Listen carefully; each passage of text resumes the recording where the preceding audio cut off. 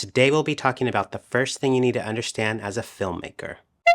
What's up everybody, my name is Ben Maestas. I make videos about filmmaking and photography, so if you're into that, then this is the place for you. In today's video, we'll be talking about the 180-degree shutter rule. For those of you brand new to filmmaking or who just bought your first camera, this is the first thing, in my opinion, that you need to understand. This simple rule states that you should be using a shutter speed that is twice your selected frame rate. So the first thing you do is select your frame rate. You may be asking, Ben, what frame rate should I be using? The answer is, well, that depends. If you're wanting to make a talking head video like this right now, you may want to choose 24 frames per second. To better understand frames per second, let's talk about those cool little flip books.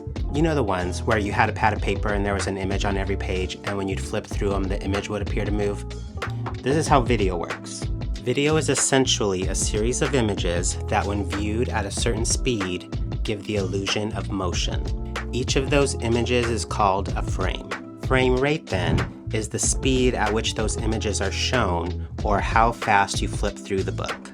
You'll usually see it as frames per second, or FPS. In the most simple basic terms, it's how many frames are squeezed into 1 second of video. So if you're filming at 24 frames per second, there are 24 frames in 1 second of video. So back to what I said about selecting your frame rate depends. Many Hollywood-style movies are shot at 24 frames per second. This frame rate's very similar to how we view the world and can have a pretty cinematic look. Live video, on the other hand, or videos with lots of motion, like sports or video games, often have a higher frame rate because there's a lot of action happening. So now I can hear you saying, Ben, I just want to make a YouTube video, talking head, like you're doing. Fine. So let's say you decide you want to shoot at 24 frames per second, okay? Go grab your camera, let's jump into the settings and figure this out together. So I shoot on Sony cameras, so I'm going to show you how to do this on a Sony camera, but you can figure it out on whatever camera that you're shooting with, okay? First thing you want to do is make sure that your camera's set to the video setting and not photography. Next, we're going to want to go into our camera's menu, go to Image Quality Record, Movie Settings, and find your record frame rate. Perfect, you just picked your frame rate, congratulations. Now we want to set our shutter speed. So if we picked 23.98, 24 times 2 equals 48. Your camera may not have 48 as a shutter speed, so you want to pick the closest thing, which is probably 50. So if you don't follow this rule, your motion blur might just look a little off or very off, depending on what shutter speed you're picking, and it's just going to look kind of unnatural to your audience. Here's a few examples.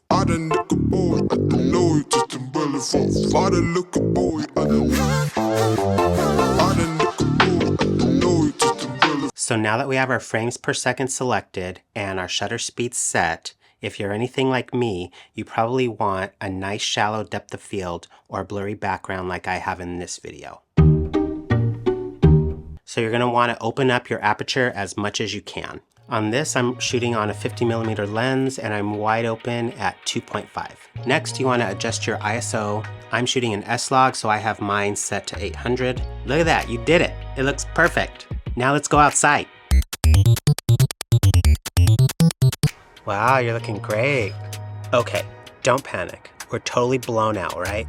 You're probably asking, what settings can I adjust? So we've set our shutter speed, so we don't want to touch that. We can adjust our aperture, but you might insist on that shallow depth of field, which is okay. I'll set my ISO. Well, our ISO is as low as we can go, so we can't touch that either. So now you're probably panicking because what other settings are left? Don't worry. This is my very close friend, the ND filter. ND standing for neutral density. Basically think of these filters as your camera's sunglasses. They simply attach to the front of your lens, and you can adjust them as needed to get the right exposure. So on these bright, beautiful sunny days, these are your best friend. I really love these Freewell filters. They come just with this cool little pack. I'll put a link in the description below. I love them. They're magnetic. They really simplify everything for me. They're a little bit more expensive, but I think that they're totally worth it.